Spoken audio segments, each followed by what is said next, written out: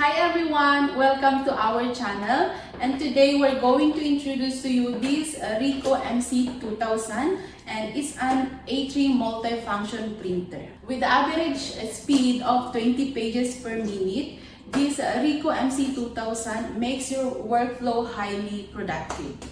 And this machine has a 1200 by 1200 dpi print resolution. From printing to scanning and emailing, this Ricoh MC2000 provides a versatile and easy to use solutions. The color touchscreen displays simplifies the operations, and all the function can be easily accessed due to its user-friendly interface. With a smart ID card scan and copy features, recording important information is very simple. For hybrid workers, connecting is quick and easy with direct wireless option. So if you are looking for the multifunction printers that ticks all the boxes, speed, functionality, quality, and more, look no farther. MC2000 got your back.